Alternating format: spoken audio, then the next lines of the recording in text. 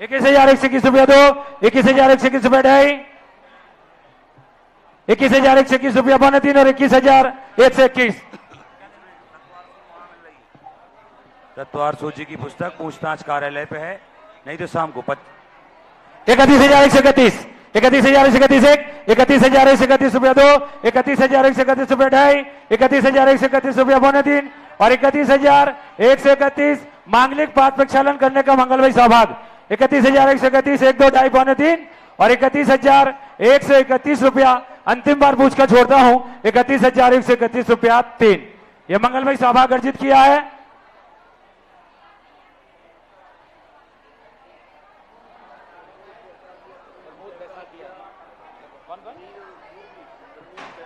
सामान्य प्रमोद जी बैसाखिया, बेलेरा जैन समाज अध्यक्ष, प्रिंस पूर्वी, मीना स्पर्श जैन, बेलेरा राजा बेलेरा वालों ने सौभाग्य अर्जित किया है। जोरदार ताली के साथ इनके ऐसे सौभाग्य की हम सब अनुमोदना करते हैं। चलिए परम पूज्य मुनिपुंगव सदासागर जी महाराज जी के कर कमलों में शास्त्रदान करने का मंगल भाई सौभाग्य अर्जित होना है। कौन सौभाग्यशाली भक्त होगा जो आज के इस मंगलमय अवसर पर परम पूज्य मुनिपुंगव सदासागर जी महाराज जी के कर कमलों में शास्त्र समर्पण करने का मंगलमय सौभाग्य अर्जित करेंगे। 11,111, 11,111 1, 11,111 रुपया 2, शास्त्र समर्पण करने का मंगलमय सौभाग्य अर्जित करने के लिए 11,111 1, 11,111 रुपया 2, 11,111 रुपया 2.5,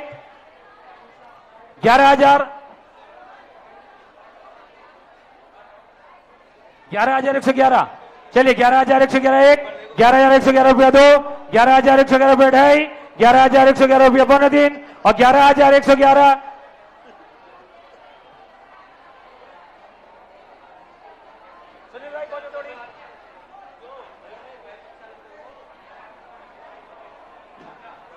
15,515, 15,515 1, 15,515 रुपया 2, 15,515 रुपया 2.5, 15,515 रुपया 2.3 और 15,515 1, 2, 2.5, 2.3 और 15,515 रुपया अंतिम बार पूछकर छोड़ता हूं 15,515 रुपया 3।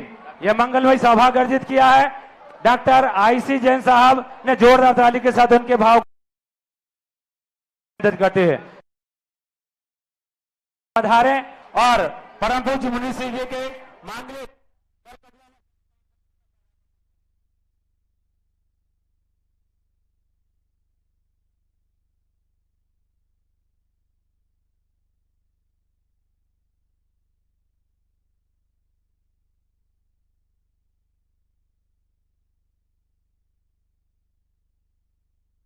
सबको सिद्धिदाता भक्तामर पाठ स्तोत्र का अध्ययन अध्यापन कराकर उपकृत करें। नमोस्तु गुरुदेव। सभी शांत हो जाइए, हाथ जोड़िए, हाथ जोड़िए सभी। नमोस्तु गुरुदेव, नमोस्तु भगवान, नमोस्तु नमोस्तु। जय श्री ओम नमः सिद्धेभ्यः। पंच परमेष्टि भगवान की आचार्य श्री गुरुवर कुंद कुंद महाराज की जय। आचार्य श्री गुरुवर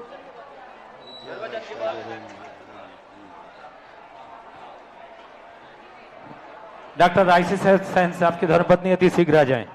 आ जाए, आगे आ जाए जल्दी से सब परिवार। गुरु चरणों की धूल हमें जब मिल जाए रे हो, गुरु चरणों की धूल हमें जब मिल जाए रे, उनकी दुनिया में हो उनकी दुनिया में किस्मत खुल जाए रे। गुरु चरणों की धूल हमें जब मिल जाए रे हो, गुरु चरणों की धूल हमें जब मिल जाए रे। और परम पूज्य मुनिपुंगव सदासागर जी महाराज जी के कर कमलों में शास्त्र समर्पण करने का सौभाग्य अर्जित कर रहे हैं डॉक्टर आईसी जैन साहब, कृपया आगे आ जाएं। बाकी सभी लोग थोड़ा नीचे हो जाएं। पाद प्रक्षालन वाले शीघ्रता से नीचे हो जाएं। पाद प्रक्षालन वाले शीघ्रता से नीचे हों। हम सभी अपने कर कमलों को जोड़ेंगे। अपनी ओर से, आप सबकी ओर से परम पूज्य मुनि श्री जी के श्री चरणों में त्रैवार नमोस्तु निवेदित करते हुए निवेदन करेंगे। अपनी मांगलिक देशना के माध्यम से हम सभी भक्तों को उत्प्रोत करने की कृपा करें। हे स्वामी जी, बोलिए नमोस्तु नमोस्तु नमोस्तु।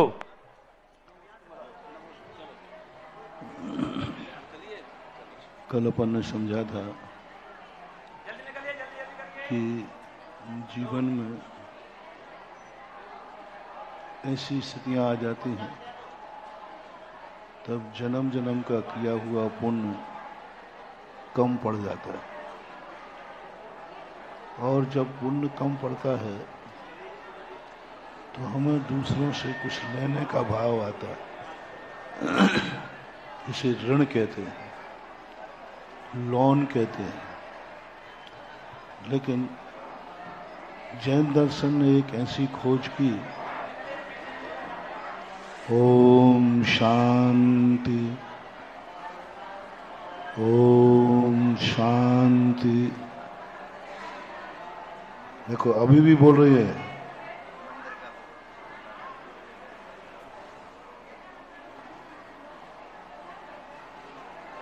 कितनी बार मना किया कि सामने कुर्सी पर ना बैठा करें। बिल्कुल सामने बैठ जाते, बार बार कहने के बाद भी अच्छी बात नहीं है।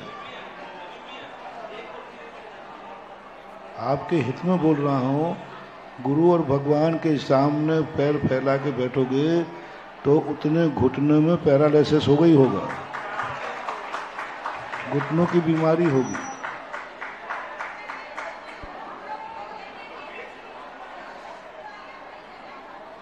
तो इस प्रकार से पर जैन दर्शन की एक अलौकिक खोज है। देखो हम क्या करें बताओ। नमीन, इस आवाज को बंद करो तो मैं बोलूं, नहीं तो क्या बोलूं।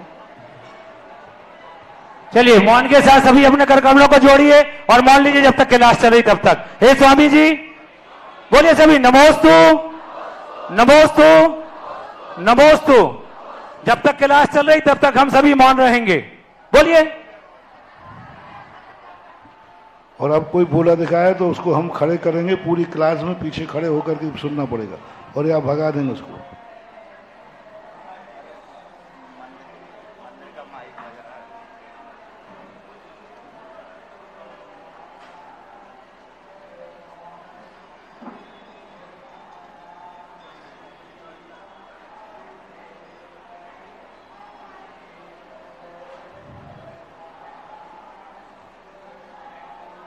अंदर का माइक बंद करा दें अभिषेक का। तो एक बहुत बड़ी खोज, हम बोलते ही तुम्हारी आवाज चालू हो जाती है। कितनी अलौकिक खोज जैन दर्शन ने सृष्टि में से की कि तुम्हारा आमदनी कम हो गई है तो कर्जदार नहीं बनाया। हर दर्शनकार ने अपनी शक्ति की पूर्ति करने के लिए भगवान से कर्ज लिया। भगवान उसकी संकट को दूर करने आए, भगवान ने कृपा दृष्टि की। पर जैन दर्शन ने एक ऐसी खोज की कि जब तुम्हारी आमदनी कम पड़ जाए तो एक ऐसा आशीर्वाद, ऐसी भक्ति दी कि तुम्हें कमाने की शक्ति बढ़ जाए।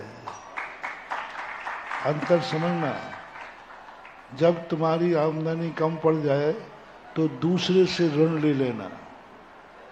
ये ठीक है कि जब तुम्हारी कमाने की शक्ति कम पड़ जाए तो कमाने की शक्ति बढ़ जाए, दोनों में से क्या ठीक है?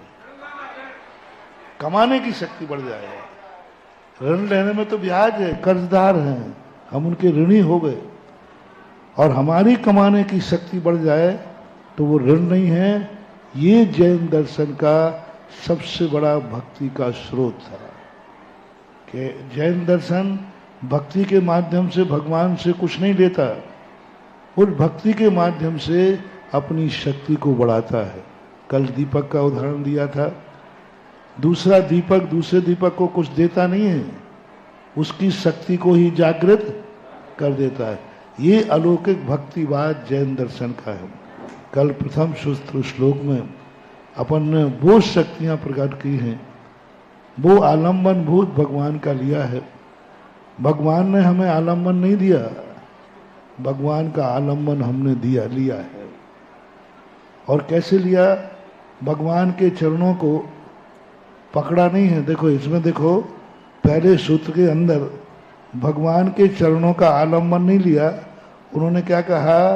भगवान के चरणों को सम्यक प्रकार से नमस्कार करना है, पकड़ना नहीं है भगवान को।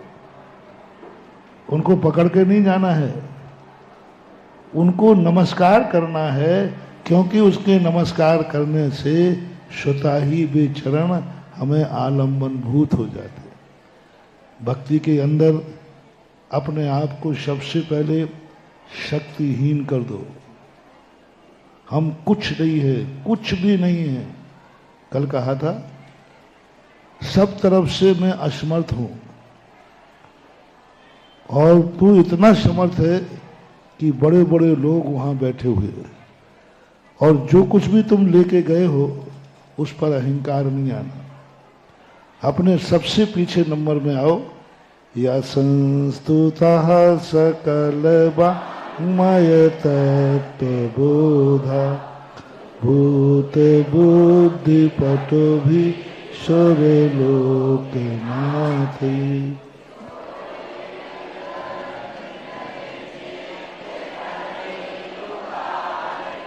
स्तोषे के लाल है पीतम प्रथमं जिनी। भक्ति का स्रोत का सबसे बड़ा है। तुम ही भक्त बन के नहीं आए, अहंकार नहीं आना चाहिए।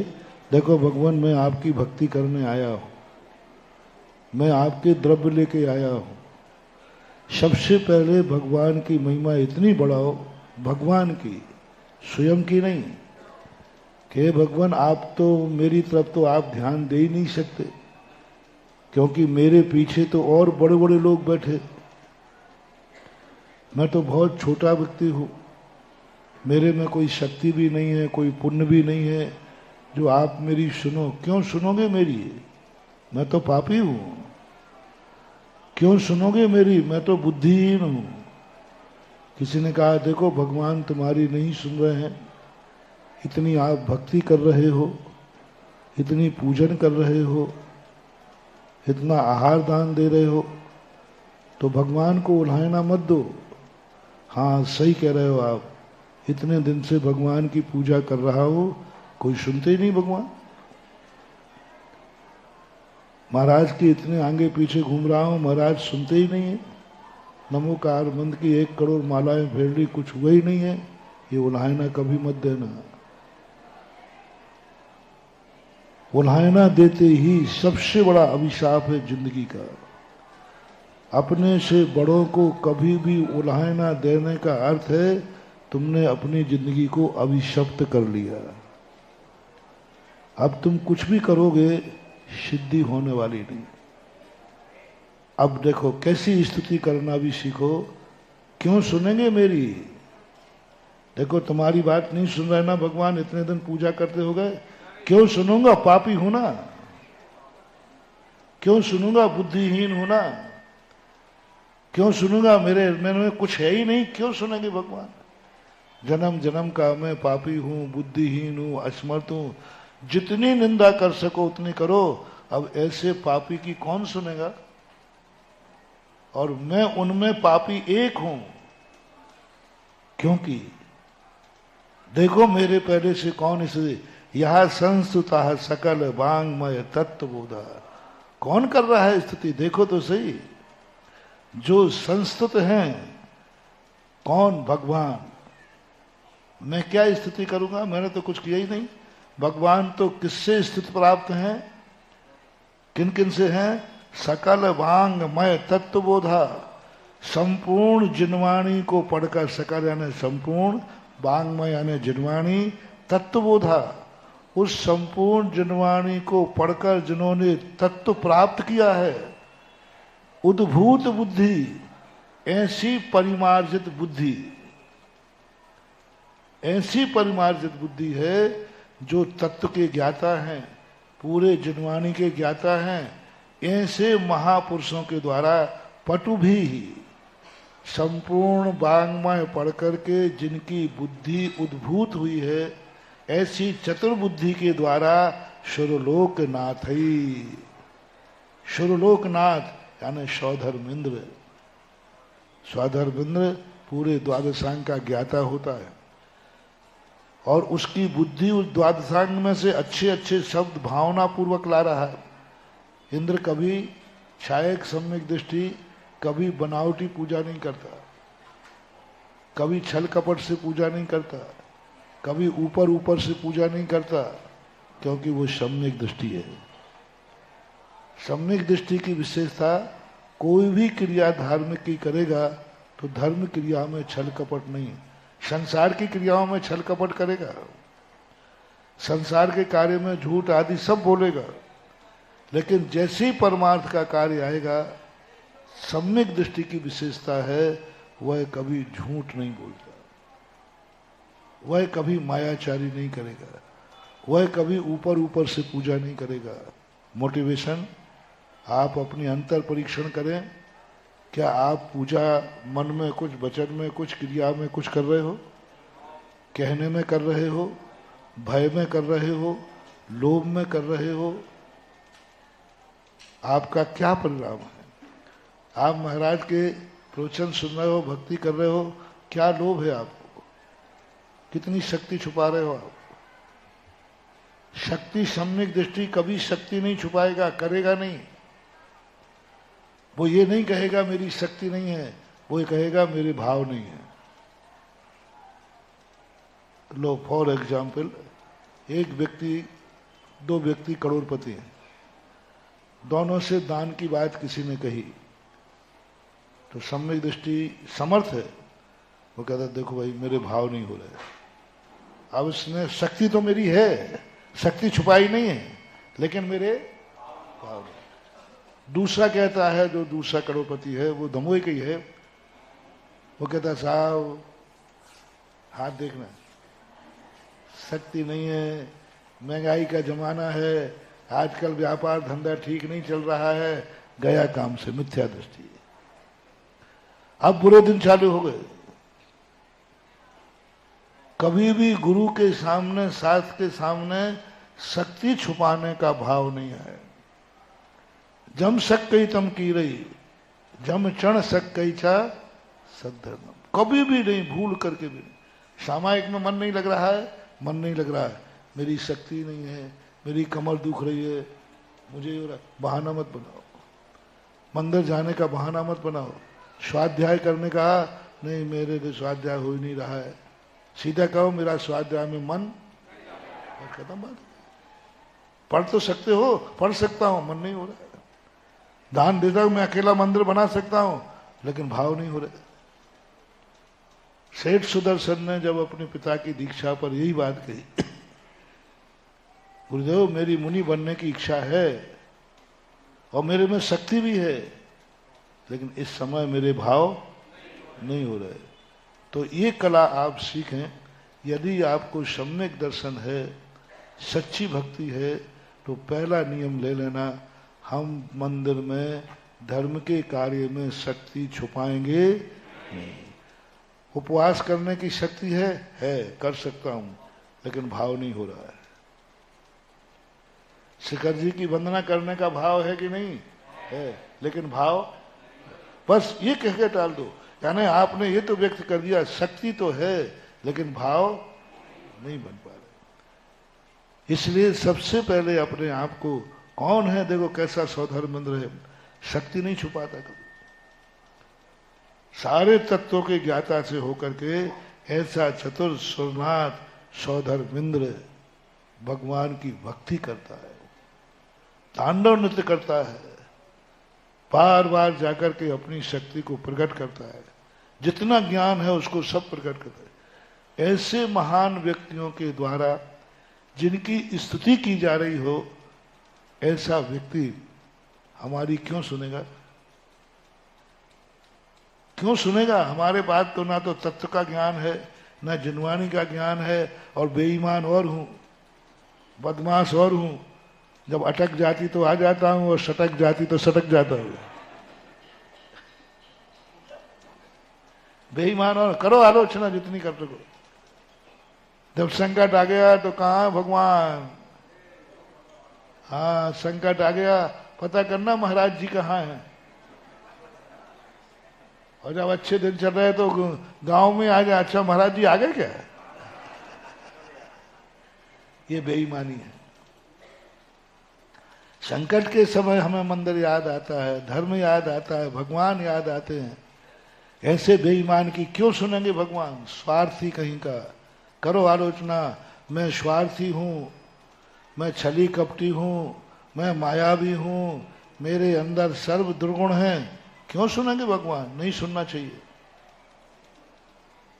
उल्टा बोलो, यदि सुन लेते हैं तो भगवान की गलती है, क्योंकि मुझ जैसे पापी की सुनवाई हो जाए। पूज्य रविशरण महाराज पद्म पुराण में क्या गजब की भक्ति। अंजना बहुत दुखी है और दुखी होते समय उसने महाराज से ये नहीं पूछा कि ये दुख कब दूर होगा, उसने ये पूछा कि मुझे दुख क्यों आया।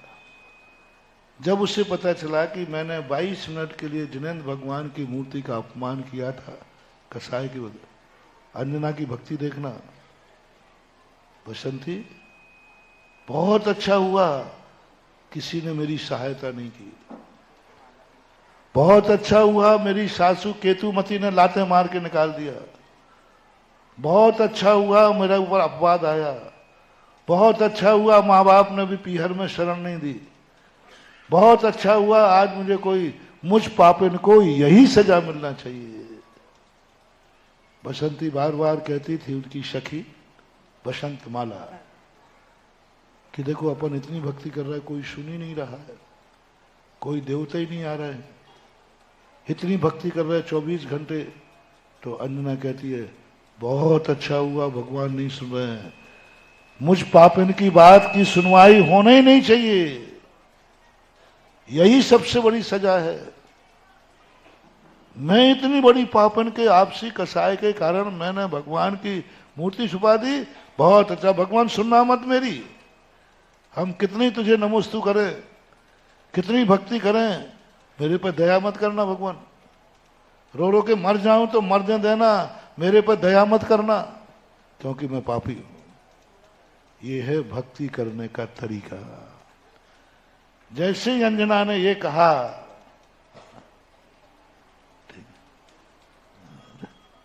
जैसे ही अंजना ने ये कहा कि मुझे भगवान दया नहीं करना, मेरे लिए कोई कृपा मत करना, मुझे इन कर्मों की सजा भोगने दो, भोगने दो। बस उसी समय भक्ति प्रकट हुई और उसी समय से अंजना के अच्छे दिन चालू हो गए। हाँ, आज उन्होंने व्रत लेकर संघ में प्रवेश किया है। अतिशय नाम है, देखो अब क्या क्या अतिशय दिखाते। ब्रह्मचारी अतिशय। तो इस स्थिति को लेकर के मुझे जो दशा मिल रही है भगवान मिलने दो, आप दया नहीं करना, दया मत करना। ये परिणाम जैसे ही तुम्हें आएगा बस समझ लेना भक्ति की सिद्धि होने वाली है। जब ये पुराण मैंने जब पढ़ा था पहली बार, उस समय मैंने भी भगवान से कहा, भगवान तुम मेरे रास्ते के कांटे दूर मत कर देना, अन्यथा मैं तुमसे नाराज हो जाऊंगा। हमारी दादागिरी देखो किस पे चल रही है। दुनिया तो डरती भगवान से, भगवान नाराज नहीं हो जाएं। और मैं धमका रहा हूं, भगवान को धमका रहा हूं कि भगवान तुम मेरे रास्ते के कांटे दूर मत कर देना, अन्यथा मैं नाराज हो जाऊंगा। क्योंकि मैं इतना समर्थ नहीं हूं कि तेरे रास्ते के कांटे दूर कर दूं, लेकिन इतना निकृष्ट भी नहीं हूं कि अपने रास्ते के कांटों पर तुझसे झाड़ू लगवा लूं। मैं इतना उत्कृष्ट नहीं हूं कि तेरे रास्ते के कांटे, लेकिन इतना निकृष्ट भी नहीं हूं कि मेरे रास्ते में तेरे से झाड़ू लगवा लो। ये इतना आनंद आया उस समय, ये स्वाभिमान, भगवान तुम मेरे संकट दूर नहीं करना, मुझे भोगने दो कर्म, क्योंकि मैंने कोई कर्म किया है।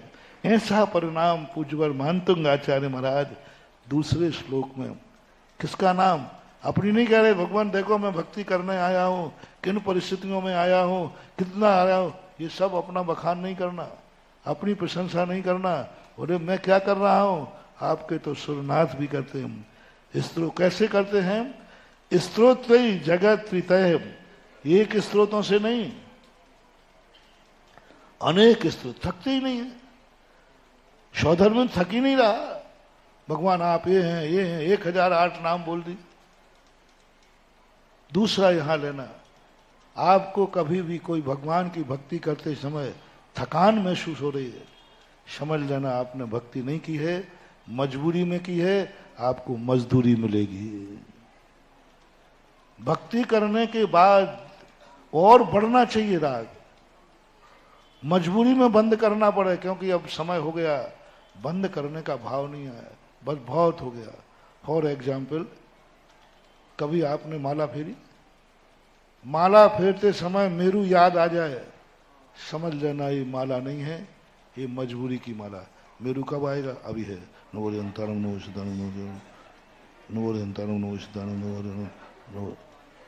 कितने बार मेरू याद आया।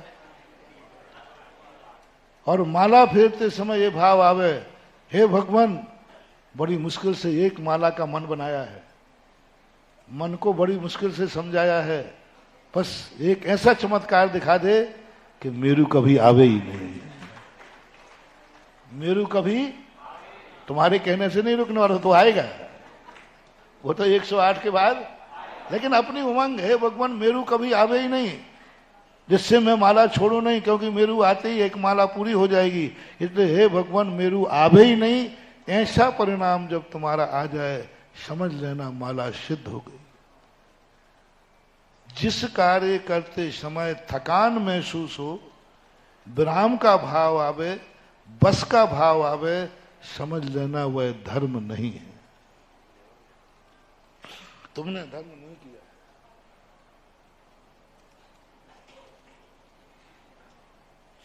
चाहे हम सामयिक करें, चाहे हम स्वाध्याय करें, यदि थकान का महसूस भाव हो रहा है, चाहे आप पूजा करें,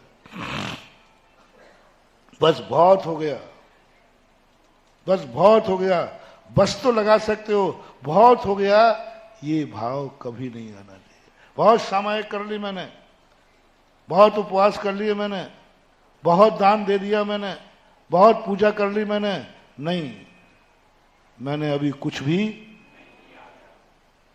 नहीं किया।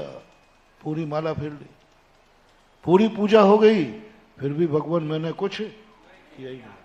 2 घंटे की सामयिक कर ली, कुछ किया ही नहीं। करोड़ रुपया दान दे दिए, भैया हमने अब बहुत दे दिया, हमें इतना दुखा था, गया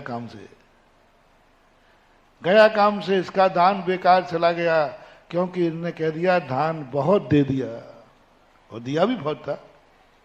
क्या शब्द आना, अभी मैंने कुछ दिया ही नहीं।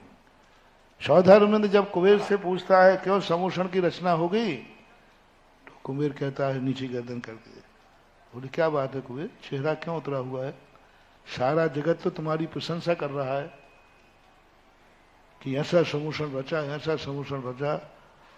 बोले देवराज मुझे भी अहंकार आया था कि मैंने ऐसा समूषण रच दिया, आज तक किसी का नहीं, लेकिन समूषण रचने के बाद जैसे मैंने भगवान की मुद्रा देखी, तो ऐसे लगा कहाँ भगवान, कहाँ ये धूल भी नजर नहीं है। मैं कुछ नहीं कर पाया भगवान, कुछ नहीं कर पाया, क्या आप और कहाँ ये समूषण, कहाँ ये सोना चांदी, कहाँ आपका तेज। बस भगवान को देख करके लगा कि मैं भगवान के योग्य समूषण नहीं बना पाया। उसी समय देवराज कुबेर को गले लगाता है, बोले आज पता चला तू एक भवतारी क्यों है। इतना समूषण स्वर्ग का सारा वैभव लगा दिया, उसके बाद भी कह रहा मैंने, ये कला सीखो। कितना भी धर्म कर लो, अंदर एक ही भाव आना चाहिए, अभी मैंने कुछ, और जब अहंकार आवे तो अपने से आगे वाले को देखो, कितना दान दिया है तुमने, आगे वाले को देखो। कितनी पूजा की है तुमने, आगे वाले को देखो। कितने बड़े मुनि बन गए हो, थोड़ा जो आगे मुनि बन गए ना उनको देखो, उनको देखो। और यही कला कह रहे हैं, तुम भक्ति करने आए हो, तुमसे पहले जो भक्ति करने आए हैं 2 चावल लेकर के आ गए मुट्ठी में और ऐसे दिखा दो के चंदन तंदन। वो तो विष्णु कुमार का हाथ नहीं है, नहीं तो तुम तो पूरे जगत में घुमा दो। 2 चावल लगे और कितना झूठ बोल रहा है। चावल अकेले हैं, ना उसमें बादाम है, ना जल है, ना चंदन है, अकेले चावल अकेले हैं। अर्घ में बादाम तो यहाँ से ऊपर रखी रहती, जैसे मिठाई की दुकान पर काजू लगा रहते हैं ना, और नीचे से उठाता जाता है वो चावल, वो रखा रहता। भगवान को पता चला कि अर्घ, अरे क्या लाया हूं भगवान में। आपके तो वो भक्त रहे हैं जिन्होंने गजमोती भी चढ़ाए हैं। एक नारियल चढ़ा दिया भगवान, मैंने नारियल चढ़ाया, कुछ नहीं चढ़ाया। आपके पास तो ऐसे भक्त रहे हैं जिन्होंने गजमोती भी चढ़ाए। ये है भक्ति का। मैं तो एक पूजा स्त्रोत ही जगत त्रितय। और कैसे हैं वो स्त्रोत, जगत त्रितय 3 लोकों में चित्र हरई उदारई, यानी सारे 3 लोक के लोगों का चित्त हरण करने वाले हैं। हमारी पूजा में तो पड़ोसी के कान फूट रहे हैं, थोड़ा जोर से बोलते ही पड़ोसी कहता है धीमे बोल भाई, कान फूट रहा है। हाँ। और ये कैसे हैं, जब सौधर्मेंद्र आदि अभी भगवान की स्तुति करता है, हम सारे 3 लोक के जितने लोग हैं उनके चित्त को हरण करने वाला है। एक प्रभावना का अंग ये भी है। 2 प्रसंग आते हमारे शास्त्रों में। एक महाराज सुबह से स्तुति पाठ कर रहे थे और स्तुति पाठ को सुनकर के सुकमाल मुनि को वैराग हो गया। एक अभी पंचम काल में पात्र केसरी हुए, ब्राह्मण थे मुझसे वो। एक मुनिराज सुबह स्वयंभू स्त्रोत पढ़ रहे थे, बड़ी लयबद्ध स्वयंभू पढ़ रहे थे, और उन महाराज को उसका अर्थ भी नहीं आता था। स्वयंभू का पढ़े लिखे ज्यादा नहीं थे, लेकिन रट्टू तोता जरूर थे। रट लिया, जम के रट लिया, और इतने लय से भाव विभोर होकर पढ़ रहे थे कि वो लयबद्ध स्वयंभू स्त्रोत को छोड़ सुन करके एक ब्राह्मण ने मुनि दीक्षा ले ली पात्र के से। चित्त हरे रुदारे। आप जो कर रहे हो उसको कम से कम चित्त को दूसरों का हरण करने वाला हो, प्रभावना हो। ऐसी पूजा करो कि दूसरा तुम्हारी पूजा सुनने को बैठ जाए। ऐसी माला फेरो कि तुम्हारी माला देखकर उसको भी माला फेरने का भाव हो जाए। ऐसा दान दो कि कंजूस को भी तुम्हें देखकर, ऐसा स्वाध्याय करो कि मूर्ख को भी पढ़ने का भाव आ जाए। ऐसे मुनि बनो कि महान रागी से रागी को भी वैराग भाव आ जाए। ऐसे शास्त्र में आया भूदेव भवदेव मुनि मुद्रा को देखकर इतना रागी था, इतना रागी था कि उसके राग की महिमा बड़ी विचित्र थी। पर जैसे ही मुनि मुद्रा देखी उसको ऐसा वैराग हुआ, तुरंत मुनि दीक्षा लेकर के 3 दिन को अपनी पत्नी को नहीं छोड़ा पीहर जाने के लिए। रक्षाबंधन में साथ में गया, इतना जोरू का गुलाम था, इतना चाहता 3 दिन के लिए। जब लौट रहा था रास्ते में वीतरागी मुनिराज देखे, ध्यानस्थ थे, और देख करके नमोस्तु करने का भाव हुआ। वीतराग मुद्रा को देखकर महाराज का ध्यान भंग हुआ, आशीर्वाद जो भी मिला देखकर ऐसा देखा कि देखते ही देखते केशलंच करना चालू कर दिए। किसको देखकर, कितना रागी। तो उसके साले साहब का रथ में बैठे थे, तो वो कहते देखो ये तो क्या कर रहे। तो पत्नी कहती ये क्या मुनि बनेंगे, खाक, इनके मुनि बने। वहां देखा तो केशलंच चालू हो गए। साले ने देखा जब जीजा जी दीक्षा ले सकते हैं तो बाजू में साले साहब भी केशलंच करने लगे। जब दोनों को दीक्षा लेके देखा तो वो पत्नी जो थी बेचारी बहन, मगर मैं अकेली क्या करूंगा, तो उसने दीक्षा लेना चालू कर दिया और तीनों की एक क्षण में दीक्षा हो गई। हरि रुदारी। धर्म की क्रिया, कोई भी क्रिया तुमने की है, क्या तुम्हारी क्रिया से कोई प्रभावित हुआ है? आपका सम्यक दर्शन अधूरा है। यदि आपने कोई भी धर्म की क्रिया की, बहुत अच्छी की, निर्दोष की, मुनि बने, ब्रह्मचारी बने, क्षुल्लक बने, एलक बने, आरिका बने, बहुत बड़े मंदिर बनाए, बहुत पूजाएं की, सब तुम्हारा काम पूरा अंतिम कल था, क्या आपकी क्रिया को देखकर कोई प्रभावित हुआ है? आपने रात्रि भोजन छोड़ा, आपने व्यसन छोड़े, आपने गुटखा छोड़ा, जो कुछ भी है आप सब ईमानदारी से छोड़े, कोई दोष नहीं लगा रहे, मन वचन काय से छोड़ा, तो भी आपका नियम अभी विकलांग है। क्या आपके नियम को देख करके कोई प्रभावित हुआ है? आपने जिंदगी में कभी रात्रि भोजन नहीं किया, क्या आपके भोजन को देखकर किसी ने त्याग किया?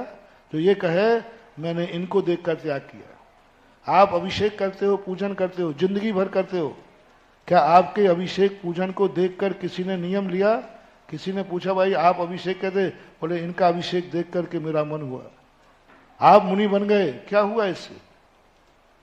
क्या आपकी मुनि मुद्रा को देख करके किसी व्यक्ति को मुनि बनने का भाव आया? आजकल ऐसे मुनि राज हैं, जो मुनि बनने वाला आया हो वो घर और चला जाएगा, हाँ, उल्टा और हो जाए। और मैं क्या कह रहा हूं, ऐसी मुद्रा हो जिस मुद्रा को देख करके, तुम्हारी चर्या क्रिया को देखकर ग्रस्त रागी को भी मुनि बनने का भाव आ जाए, ऐसा परिणाम आना, देख करके आ जाए कि नहीं ऐसी। हर व्यक्ति को ये सबसे बड़ा मोटिवेशन है कि आपका जो भी क्रिया है, क्या कोई आपसे प्रभावित हो रहा है? जितनी कथाएं देखो, सब कथाओं का एक ही है, जिन जिन ने कुछ किया है उसके बाद वो मंत्र, वो दिन, वो व्रत अमर हो गया, ये सिद्धि का कारण है। मैना सुंदरी के सिद्ध चक्र मंडल से कोण दूर नहीं हुए हैं। उस सिद्ध चक्र मंडल विधान उसके करने के बाद जगत में कितनी प्रसिद्धि हुई, आज तक हो रहा है। उस जो विधान की प्रसिद्धि जो हुई, मैना सुंदरी के विधान को देख करके आज सबके भाव होते। क्या तुमने कोई एक व्रत किया है ऐसा, जिस व्रत को देख करके दूसरे के भाव हुए हों? यदि हुआ है तो आपका व्रत पूर्ण हुआ। इसलिए उद्यापन का महत्व बहुत है। व्रत करने का महत्व जितना है, एक दिन का उद्यापन का अर्थ उद्दीपन। अपने व्रत को ऐसा उजागर करो, कोई दूसरा। सही उद्यापन क्या है? तुमने जो व्रत लिया है उस व्रत की पूर्णता पर कोई दूसरा व्यक्ति कहे आपके व्रतों को देखकर मेरे व्रत लेने का भाव आ गया, ये है उद्यापन। उद्यापन उद्दीपन से बना है। तुम मुनि बनने के पहले कोई तुम्हारी मुनि मुद्रा को देखकर भाव हुआ कि महाराज आपको देखकर मेरा मुनि बनने का भाव हुआ, हो गया मुनि व्रत। हरे रुदारही, इस प्रकार के। और जब इस प्रकार का भाव देख करके भगवान, मैं तो बहुत निकृष्ट हूं, मेरे से पूजा भक्ति भाव होती नहीं है, लेकिन जब मैंने आपके सौधर्मेंद्र को भक्ति करते देखा और ऐसे बढ़िया स्त्रोतों से देखा, तो मेरा मन ललच गया खरबूजे को देखकर। वैसे मेरा मन नहीं था, मैं तो नास्तिक हूं, मेरा भक्ति करने का मन नहीं था, मेरा मुनि बनने का मन नहीं था, लेकिन महाराज जैसे ही आपको देखा, कैसे भाव हो गया मुनि बनने का। भूदेव भावदेव से पूछा कैसे भाव हो गए, क्या कुछ धर्म के संबंध जानते? बोले कुछ नहीं जानता हूं, बस आपकी मुनि मुद्रा देखकर भाव हो गया। ऐसे ही भक्त कहता, भगवान मैं क्या जानूं आपकी भक्ति करना, मैं क्या जानूं कि आप भगवान हैं, मैं क्या जानूं क्या करना चाहिए। बस मैंने तो देखा कई लोग आप दुकान पर माल खरीदने के लिए जाते हो, भीड़ देखकर खरीद लेते हो। अरे इतने लोग मूर्ख थोड़ी है। ऐसे जैसे ही सौधर्मेंद्र ने अनेक स्त्रोतों को पढ़ करके उन्होंने हमें हरण कर लिया, स्तोष्ये किलाहमपि तम प्रथमम जनेन्द्रम। हे प्रथम जनेन्द्र, स्तोष्ये स्तुति करने के लिए किम किल अहम अपि ही, मैं भी स्तुति करने को तैयार। किसको देखकर? हाँ, अभी अपनी महिमा मत गाना। इन बड़े बड़े सौधर्मेंद्रों को, बड़े बड़े लोगों को स्तुति करते देखकर मेरा मन भी आपकी स्तुति करने का है। मोटिवेशन, जब भी कोई कार्य करो सबसे पहले रुको, यह कार्य तुम्हारे से पहले किसने किया है। कोई भी कार्य, आपको गृहस्थी का भी कार्य बता रहा हो, अपना भी कार्य बता रहा। मुनिधन, सबसे पहले ये देखो जो तुम करने जा रहे हो इसके पहले यह कार्य किसने किया है, उसका पूरा बायोडेटा तैयार करो। कौन था, कहां था, कैसा था, क्यों किया, और उसका इस समय हाल क्या है। इस करे बिना जो चल देते हैं आगे, वे नियम से खतरे में पड़ते हैं। पाप करो तो पाप इसके पहले किसने किया, उसका क्या। दूसरे सूत्र से ये एनर्जी प्राप्त करना, दूसरे श्लोक से यह एनर्जी प्राप्त करना कि तुम्हारे पास जो कुछ भी है इसके पहले वह किसके पास था। तो मंदिर आए हो, इसके पहले कौन गया था, उसका क्या हाल है। इसलिए स्वाध्याय करते समय पूज्यवर समंत भद्र महाराज ने प्रथमानुयोग पहले रखा। बोले क्या चाहते हो, धर्म करना चाहता हो, मोक्ष जाना चाहता हो, आत्मा का हित करना चाहता हो। पूज्यवर समंत भद्र के रुको, क्या तुम्हारे पहले किसी ने आत्मा का हित किया है? तुम्हारे पहले किसी ने आत्मा का हित किया है? क्या तुम्हारे पहले कोई मुनि बना है? क्या तुम्हारे पहले कोई मोक्ष गया है? रुको, पहले ये पता करो। प्रथमानुयोग कुछ नहीं महानुभाव, जो धर्मात्मा करना चाहता है वो आगे वाले ने किया है, कैसे किया, क्या हुआ। इसलिए स्वाध्याय बंधुओं से मेरा कहना है, सबसे बड़ा ग्रंथ है, कलशारोहण है, द्रव्यान योग। वो कलश है, पक्का है, लेकिन उस मंदिर की नींव क्या है? प्रथमान योग। कल महाराज जी ने एक प्रश्न किया था ना उस स्वाध्याय के ऊपर, वाचना, प्रक्षणा, आमना कौन मुख है। तो आमना जैसे जैसे बढ़ता कलश है, पीछे से चलो, वाचना, प्रक्षणा, आमना, धर्मानुप्रेक्षा, धर्म उपदेश। तो ये सब पीछे से चलो, अंत में न्यू क्या है? मैं उपदेश कहां से दे रहा हूं? वाचकर। मैं चिंतन कहां से कर रहा हूं? मैं अनुप्रेक्षा कहां से कर रहा हूं? मैं जिज्ञासा। तो ये सब की न्यू मिलता है वाचना। बड़ा नहीं है, बड़ा तो आगे का है। ऐसे ये द्रव्यान योग कलश है, तो प्रथमान योग उस मंदिर की नींव है। जो आजकल के लोग क्यों भटक गए, प्रथमान योग को कथा कहानी कहते हैं। आज के द्रव्यान योग पढ़ने वाले क्या कहते हैं प्रथमान योग को? ये तो कथा कहानी है चंपक की। वो चंपक पत्रिका चलती थी पहले, चंपक नंदन, हाँ नंदा, जो वो कहानी है चाचा चौधरी वाली, ये बोलते हैं लोग। और आज पूज्यवर क्या कह रहे हैं महाराज? बोधि समाधि निवारण। तो पहले कौन गया? प्रथमानुयोग पढ़ो सब। सम्यक दृष्टि कैसे हुए, सम्यक ज्ञानी कैसे हुए, चारित्री कैसे हुए, जिससे कह सको मैं जा रहा हूं, इसके पहले वो चल चुके हैं, देख लो उनका क्या हश्र हुआ है। यही स्तोत्र से किलाहमपि तम प्रथमम जनेन्द्रम। अब प्रथम जनेन्द्र का अर्थ यहाँ दो लोगों से पंडित लोग कहते हैं, ये आदिनाथ भगवान की स्तुति है। मैं इसको 24 तीर्थंकरों के संबंध में मेरा चिंतन हुआ। युगम युगादौ पहले श्लोक में, तो युग के आदि में कौन हुए? ऋषभदेव, सीधा अर्थ है। और अब तो स्पष्ट हो गया प्रथम जनेन्द्रम। प्रथम जनेन्द्र कौन है? तो सबने कह दिया आदिनाथ भगवान का स्त्रोत है। नहीं, अब मेरा चिंतन देखना। युग के आदि में भी सबसे पहले स्तुति जिनेन्द्र की जाती थी। प्रथम जिनेन्द्रा है ना, नमो अरिहंताणाम बोलते ना। सिद्ध भगवान को कहां बोलते आप? पीछे। बड़े कौन है? सिद्ध भगवान। लेकिन पहले किसको नमस्कार? तो भक्तांबर कार्य कह रहे हैं युग के आदि में भी प्रथम जिनेंद्र की स्तुति की जाती थी। यानी सबसे पहले दुनिया में कौन वंदनीय है?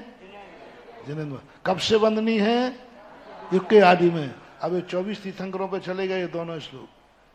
पूरे श्लोक में पूज्यवर मानतुंग आचार्य महाराज ऋषभदेव का नाम नहीं ले रहे।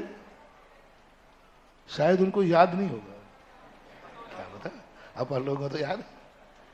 ऋषभदेव का नाम नहीं लिया, आदिनाथ का नाम लिया, वृषभदेव कहीं पूरे में नहीं लिया।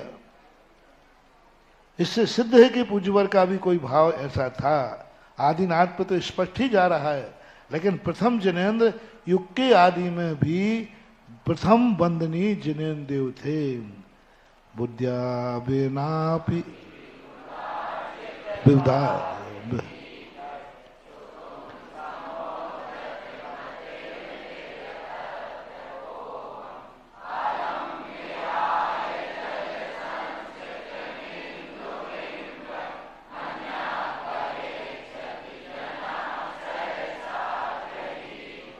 बुद्ध्या बिनापि विबुधार्चित विबुधार्चित पादपीठ स्तोतुम समुद्यत समुद्यत मतिर विगतत्र होहम। बीच में डैश लगा है।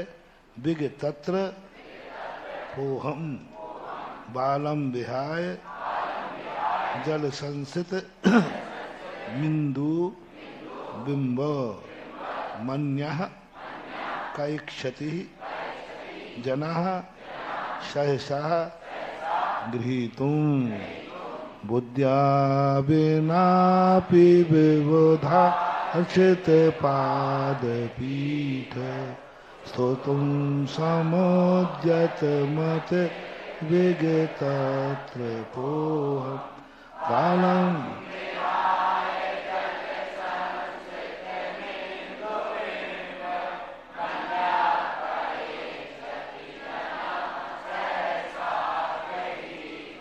फिर एक तरीका स्तुति करने का, एक नया मोटिवेशन। पहले तो कह दिया इतने बड़े बड़े लोग किए तो मेरा मन ललच गया कि मैं भी करूं। बच्चों की आदत क्या होती है, बड़े जो कार्य करते वो करना है।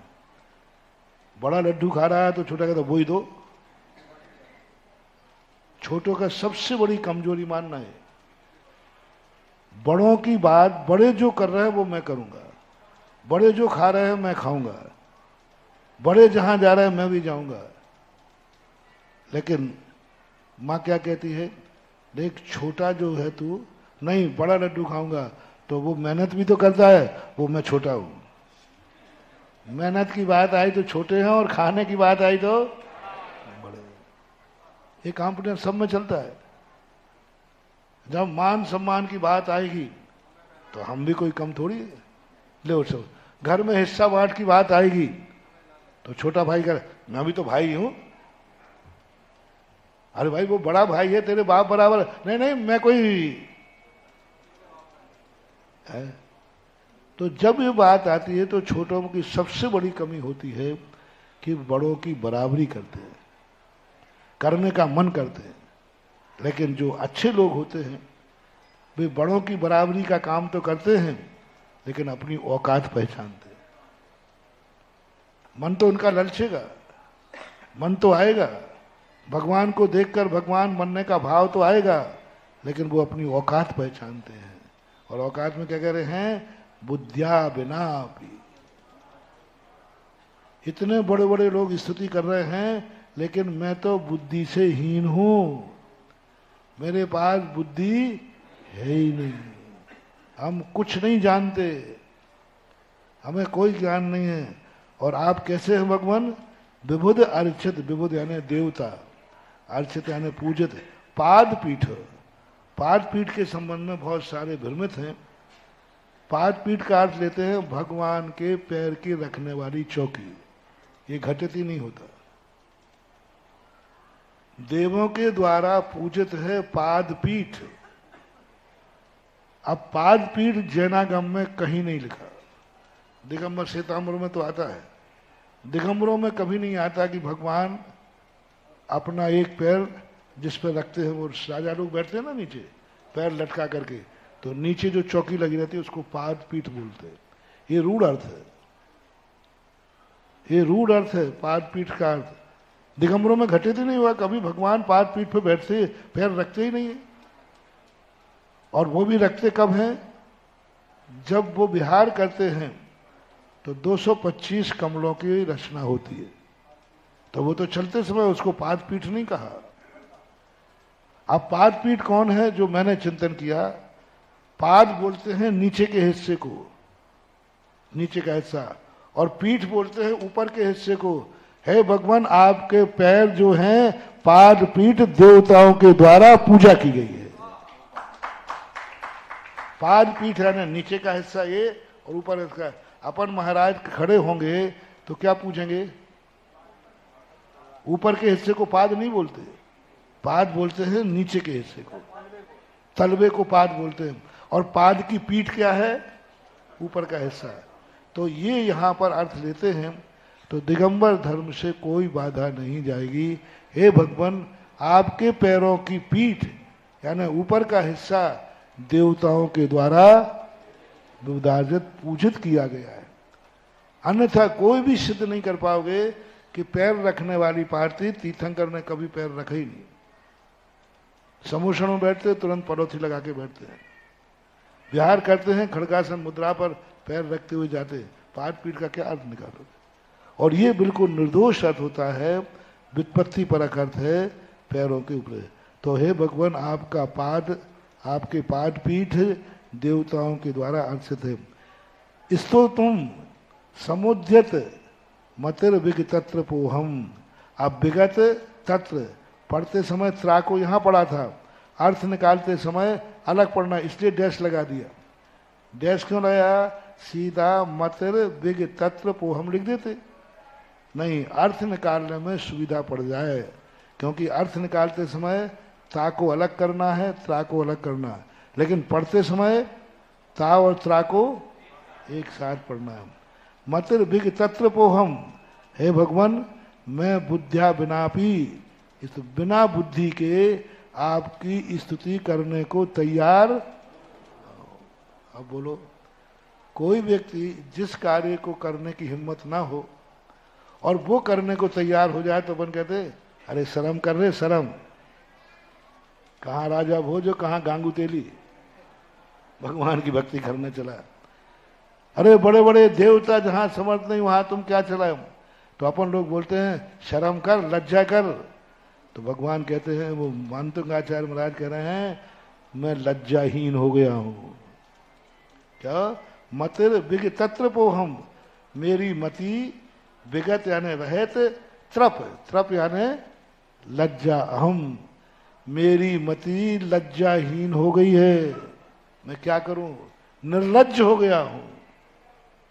ये अपन भाषा बोलते कि नहीं? अरे तू इतना बड़ा कार्य, थोड़ा शर्म कर, अभी हंसी मजाक उड़ेगी। तो मानतुंगाचार्य कह रहे हैं, मैं भी इसी कोटि में आ गया हूं।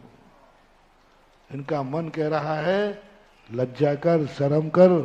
किन भगवान की स्तुति करने चढ़ा है? जिनकी देवता कर रहे हो।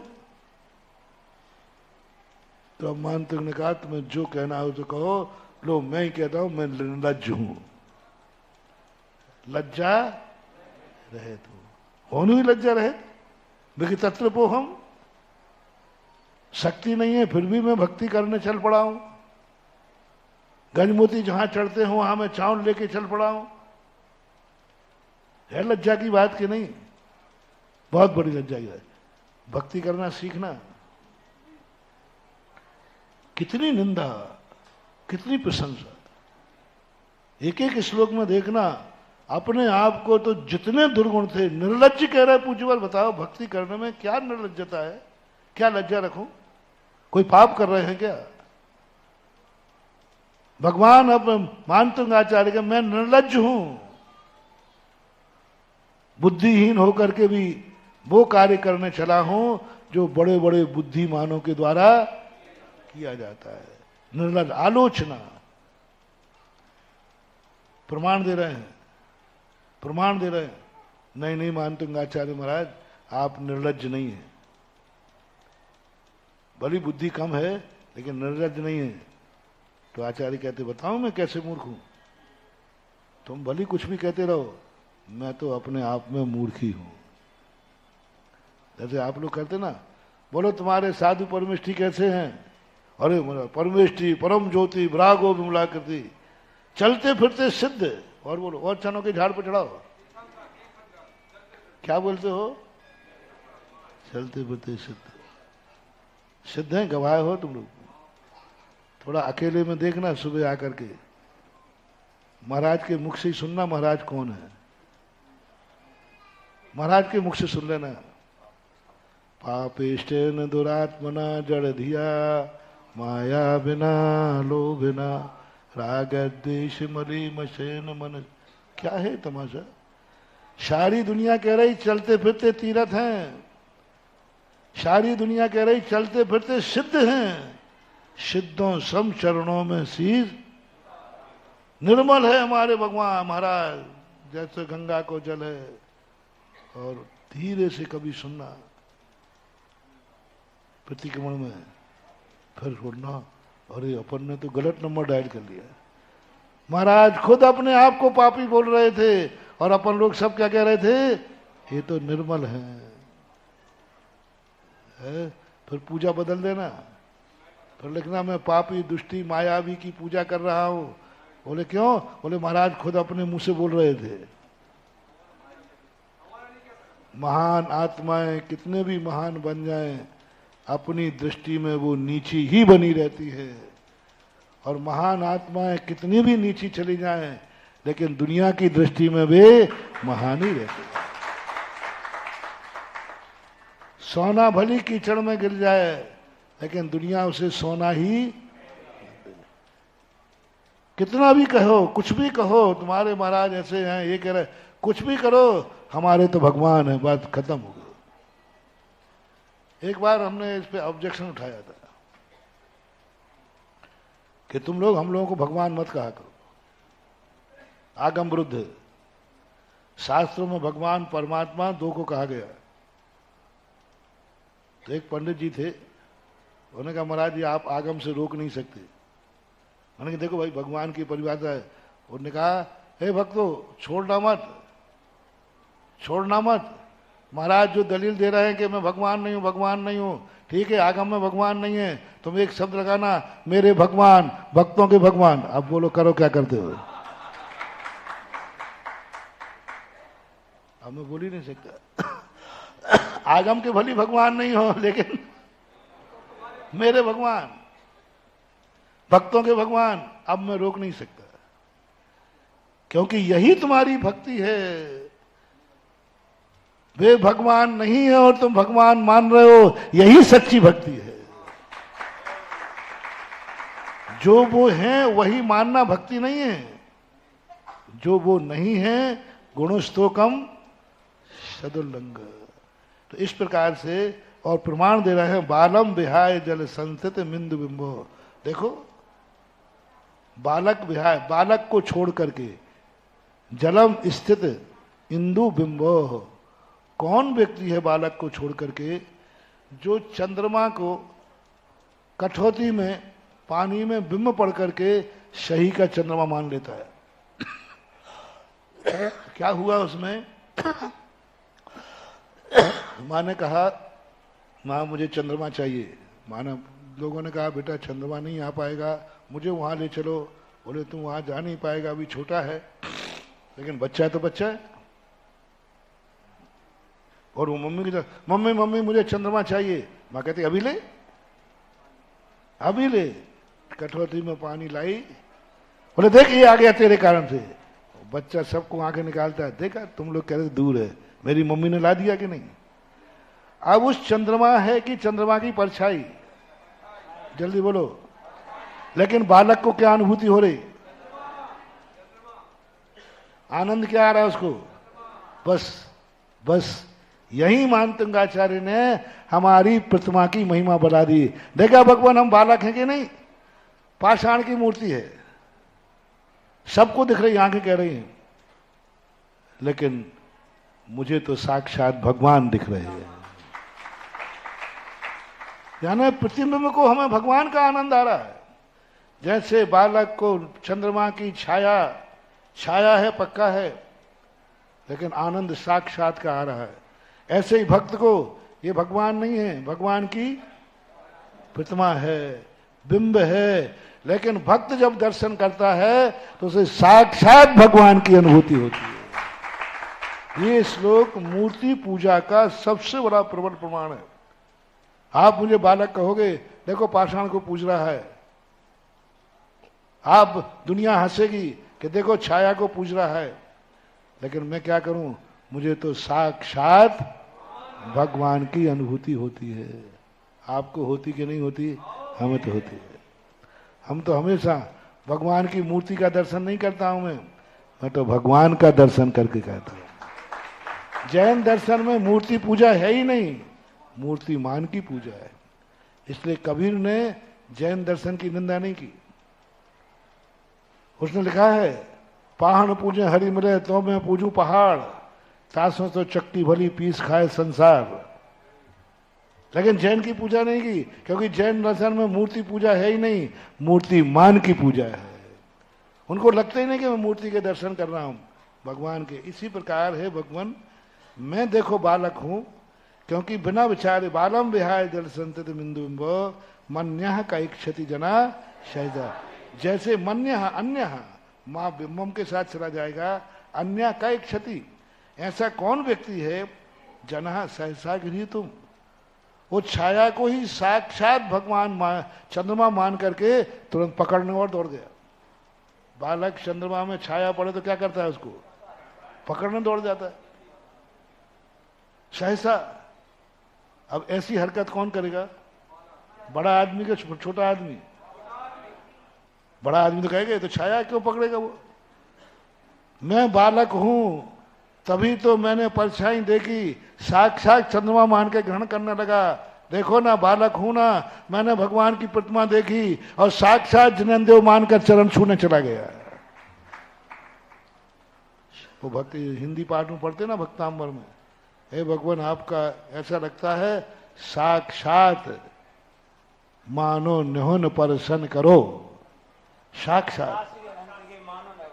साक्षात श्री अरहंत के नहन महन परसन करो। ऐसा लगता है जैसे मैं साक्षात जनेंदेव का अभिषेक कर रहा हूं। और सब विज्ञान से पूछ लो, पाषाण है। जैसे मैं भगवान को मूर्ति को देखकर साक्षात भगवान मानकर अभिषेक करने चला गया, ये हरकत कौन कर सकता है? बालक ही करेगा। इसलिए महाराज ने अपने आप को परम पूजनीय भावलिंगी संत भगवान के सामने अपने आप को क्या सिद्ध कर दिया? बालक सिद्ध कर दिया। वक्तुम गुणान गुण समुद्र शशांक कांतान कस्ते क्षमः शुर गुरु प्रथमोपि बुद्ध्या कल्पांत काल पवनोद्यत नक्र चक्रम को वाह तरितुमल मंभु निधिम भुजाभ्याम भक्तुम गुणान गुणशम।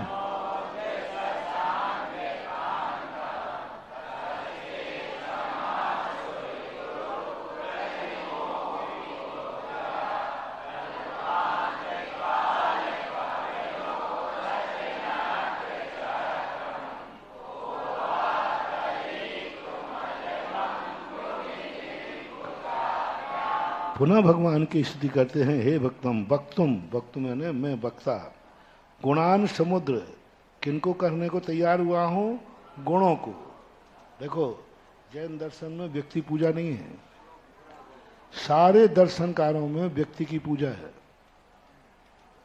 एक भगवान नाम का व्यक्ति है, उसकी पूजा करना है, चाहे वो किसी भी दशा में हो, कुछ भी कर रहा हो, कैसे भी कर रहा हो, तुम्हें तो पूजनी है, तुम्हें तो पूजनी है। चाहे शराब पी रहा हो, चाहे कुछ भी कर रहा हो, बस बामन है तो तुम्हें पाए लागे कहना है। चाहे शराब पीवे, चाहे गुटखा खावे, चाहे कोई भी पाप करे, बस वो तो है तो पूजनीय है। इसी प्रकार वो भगवान है, चाहे कुछ भी करे, चाहे चोरी करे, चाहे चपाटी करे, चाहे अपनी बिटिया से शादी कर ले, चाहे अपनी, हाँ ऐसे हैं भगवान बहुत सारे, लेकिन फिर भी तुम्हें कुछ नहीं देखना, वो तो भगवान है तो है। वो तो साधु है, चाहे गांजा पीजे, चाहे भांग खावे, गंजेड़ा हो भंगेड़ा हो, पाए लगे गुरुदेव, जय जय गुरुदेव। नहीं, जैन दर्शन व्यक्ति की पूजा नहीं करता, गुणों की पूजा करता है। गुण हैं तो पूजनीय है, व्यक्ति से हमें कोई लेना देना नहीं है, गुणों की पूजा होती है। गुण है तो सब कुछ है, और गुण नहीं है तो वो पूजनीय नहीं है।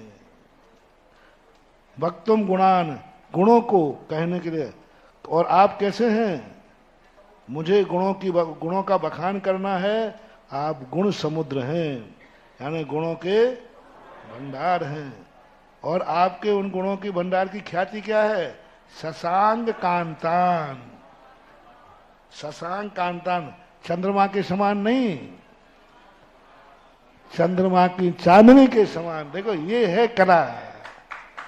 चंद्रमा के समान कहते तो उसमें तो दाग है। देखो एक श्लोक लिखा है यहाँ पर, होगा चांद में दाग, चांदनी में ना, ताप मिटा लो। पूज्यवर का है, आचार्य महाराज का, वो लिखा है घाई के, होगा चांद में दाग। नहीं, मैं चंद्रमा से कैसे शीतलता मिटाऊं, उसमें तो दाग है। तो आचार्य जी कह रहे हैं चंद्रमा में दाग होगा, लेकिन चांदनी में दाग नहीं है, शीतलता, ताप मिटा। क्या गजब की उदाहरण, ये है सोच। और तुम्हें तो कह दिया जाए चंद्रमुखी कन्या, वो फूल, अरे मुझे चंद्रमा कहा। अरे चंद्रमुखी कहने का अर्थ है काला धब्बा। चंद्रमा के समान कह दिया। अब चंद्रमा में तो काला धब्बा है, इसलिए जितनी चंद्रमुखियां होती है ना, ये सब कलंक लगाती हैं, क्योंकि उनका जो चेहरा कैसा है और चंद्रमा में क्या है। लेकिन हमारे पूज्य भगवान के पूज्यवर कहते हैं, हे भगवान आपके गुण चंद्रमा के समान नहीं है, आपके गुण तो चांदनी के समान है। क्या चांदनी में भी कभी दाग देखा? नहीं देखा। क्या बात है। शशांक कांतान, चंद्रमा की कांति को प्राप्त हैं, हे गुण समुद्र आपके। कहा कस्ते क्षमा, कहा कौन है वे समर्थ, क्षमा यानी समर्थ, शुर गुरु। शुर गुरु बोलते हैं बृहस्पति को। हालांकि ये लोक रूढ़ी से शब्द आया है, जैन आगम में शुर गुरु का शब्द नहीं मिलता। मिलता है तो पारिशेष न्याय से थोड़ा मिलता है पुरोहित। जो 12 सभाओं में एक पुरोहित होते हैं, जो पुरोहित का काम करते हैं, वे बड़े ज्ञानी होते हैं, हमेशा स्तुति गान करते रहते हैं। राजा आए तो कुर्वन्तु ते मंगलम, कुर्वन्तु ते मंगलम, ऐसा बोलते रहते हैं। तो ऐसे करना। प्रथमोपि बुद्धिया, शुर गुरु, यानी यहाँ शुर गुरु का अर्थ अपन लोकांतिक देव भी ले सकते हैं। शुर गुरु देवताओं के ऋषि, जो क्या, तो शुर गुरु यानी जो संपूर्ण देवताओं के गुरु हैं। प्रथमा शब्द यहाँ प्रथमावाचक नहीं है, प्रथमा शब्द समान अर्थ में आता है, उन्हीं के समान। तो प्रथमा यानी शुर गुरु के समान भी बुद्धि के द्वारा वे क्षमा कहस्ते। हे भगवान आपके गुणों का बखान करने के लिए शुर गुरु भी समर्थ नहीं है। क्यों? कौन सा उदाहरण दिए? क्योंकि आप, हम कहाँ समुद्र में पड़े हैं और कहाँ आप बैठे हैं। ये उदाहरण सब लोग विषम कहते हैं, ये उदाहरण यहाँ नहीं देना चाहिए। गुण समुद्र हैं, गुणों में जो रत्नाकर में गुण भरे हैं, रत्न भरे हैं, उन तक मैं कैसे पहुंचूं? आप तक मैं कैसे पहुंचूं? मैं तो ऐसे संसार में पड़ा हूं। इस संसार सागर को जब पार करूं तब आप तक पहुंच पाऊंगा। और मेरा संसार सागर कैसे है? कल्पांत काल पवनोद्यत नक्रतम, कल्पांत काल की हवा से, पवन से उद्यत हुआ है समुद्र। वो सुनामी लहराई थी ना अभी, ऐसी बड़ी बड़ी लहरें उठी, और जब लहरें उठती हैं तो उद्यत नक्र चक्रम, जब समुद्र में बड़ी बड़ी लहरें उठी तो समुद्र में बड़े बड़े मगरमच्छ हैं जो शांत थे, जैसे ही तूफान आया तो वे नक्र चक्रम, नक्र यानी मगरमच्छ, चक्र यानी समूह, एक मगरमच्छ नहीं अनेकों मगरमच्छ क्या हुए, उद्यत, उद्दंड हो गए, बहुत उद्दंड हो गए। अब ऐसे में को वा तरी तुम, कौन है जो तरी तुम यानी तैर सकता है, अम्भु निधिम ऐसे समुद्र को भुजाभ्याम। अब देखना भगवान बैठे हैं समुद्र के उस पार और हम हैं समुद्र के इस पार, हम कैसे भगवान आपके तक पहुंचेंगे? क्योंकि इतना बड़ा बीच में समुद्र है। समुद्र क्या है यहाँ? संसार सागर। मगरमच्छ क्या है यहाँ? मिथ्यात। नाग ने क्या है? कसाय। जिस समुद्र में कसाय रूपी नाग ने मिथ्यात रूपी मगरमच्छ भरे हैं, ऐसे समुद्र को पार करना है किससे? भुजाओं से। बोलो कितना कठिन है। और सुनामी लहरें और चल रही हैं। कल्पांत काल पवन का अर्थ है छठे काल के अंत में ऐसी पवन चलेगी, ये पहाड़ आकाश में पत्ते के समान उड़ेंगे। ये सब पहाड़, जितने बड़े बड़े पहाड़ है ना, ये पत्ते के समान आकाश में उड़ेंगे, ऐसी हवा चलेगी। ये मकान तो पता ही नहीं कहाँ चलेंगे। उस समय से समुद्र जो उद्वेलित हुआ है, ऐसा को वाह तरी तुम यानी तैरने के लिए, अम्भु निधिम ऐसे समुद्र को भुजाभ्याम कहा, कौन भुजाओं से तैरेगा? चलो उठाओ बीड़ा, भगवान का दर्शन करने चलते अपन। बीच में मगरमच्छ का तालाब है, एक मुंह में ही सो जाओगे। अब तैरो, भुजाओं से तैरना है। सब लोग हाथ जोड़ लेंगे। भगवान कर लिया यहीं से दर्शन। आप जहां बैठे हो वहां बैठे रहो, मैं यहीं से नमोस्तु करता हूं। थोड़ी सी कठिनाई आ गई, एक दिन देखना क्या मजा रखा है तुम लोगों ने। बोले महाराज आज थोड़ा भीड़ कम आएगी। मैंने क्यों? बोले ठीक घर से निकलने का समय था, उसी समय पानी बरस गया। पानी बरस गया। थोड़े से पानी ने तुम्हें प्रदूषण रोक दिया। थोड़ा सा पानी बरस जाए तो मंदिर छोड़ दो। थोड़ी सी विघ्न बाधा आ जाए, अब क्या करें? ब्याई जी आ गए हैं, समधी साहब आ गए। राजस्थान में ब्याई जी बोलते थे। अब समधी जी आ गए महाराज, अब कैसे आए प्रवचन में? अब समधी जी आ गए, अब अभिषेक के समय कैसे आए? यानी थोड़ी सी बाधा, यानी समधी से भी ज्यादा गए बीते भगवान का अभिषेक है। कैसे करें?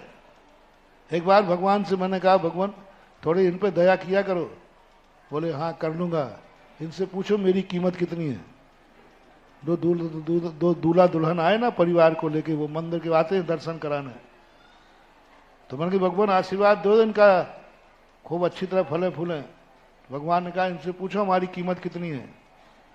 तो मैंने कीमत, मंदिर जब आते हो तो 5 रुपया निकालते हो, उसमें दोनों ही हाथ लगाते हो। और बाजे वाले पर लोग हजारों रुपया लुटा देते, बिल्कुल नई खरीद। 1000 की गिट्टी 1200 में लेते हो बैंक से। किनके लिए? बाजे वालों के लिए। और लाखों रुपया उठा देते हो और भगवान के लिए। तो भगवान ने कहा मेरी से अच्छी कीमत तो इनकी दृष्टि में बाजे वाले हैं। किस व्यक्ति ने अपनी शादी में 10,000 रुपये बाजे वालों पर नहीं लुटाए हो? प्राय लुटा देते हैं। और 10,000 रुपये से किसने भगवान का दर्शन किया है बेटा बेटी का पहली बार? चलो 1,000 रुपये से बताओ। जब जिसके घर में शादी हो उसने भगवान के दर्शन करते समय 1,000 का नोट चढ़ाया हो।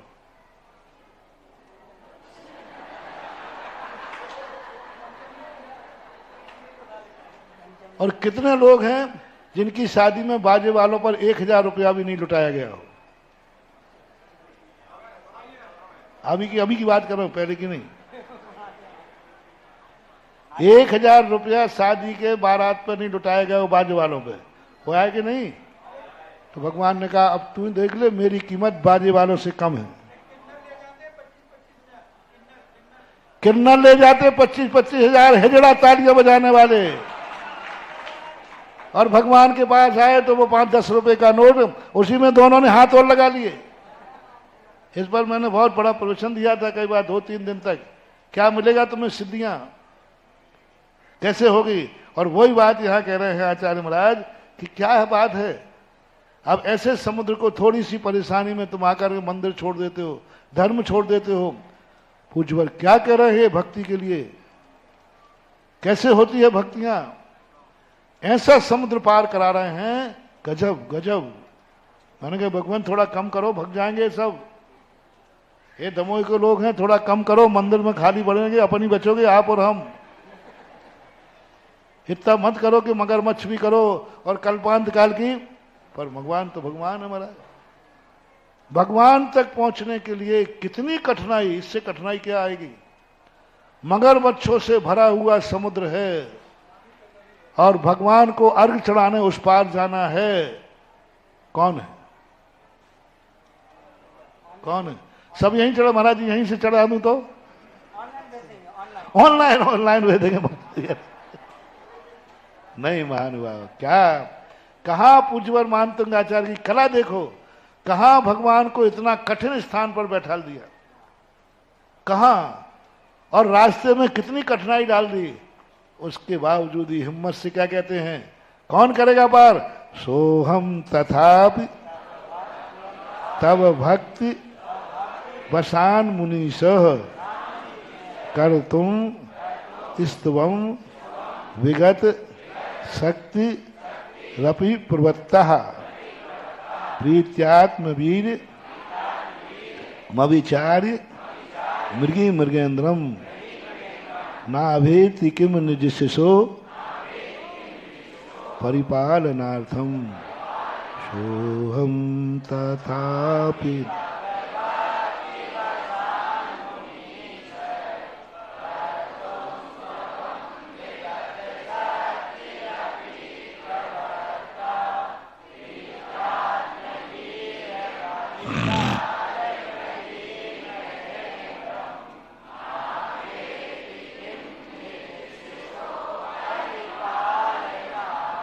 धन्य है, ये है मोटिवेशन, ये है विल पावर, ये है पॉजिटिव थिंकिंग, नहीं पावर थिंकिंग।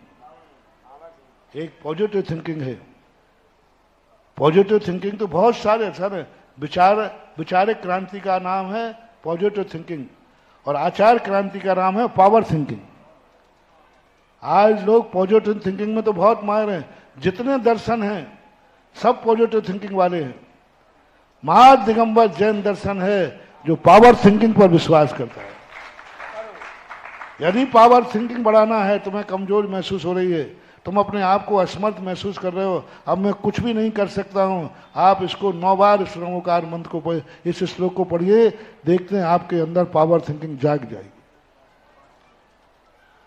आप बिल्कुल असमर्थ हो गए, हाथ पे हाथ रखे बैठ गए, ठलुआ ठलुआ, बस अब हम कुछ नहीं कर सकते, बस महाराज एक काम कर सकते, मर सकते हैं।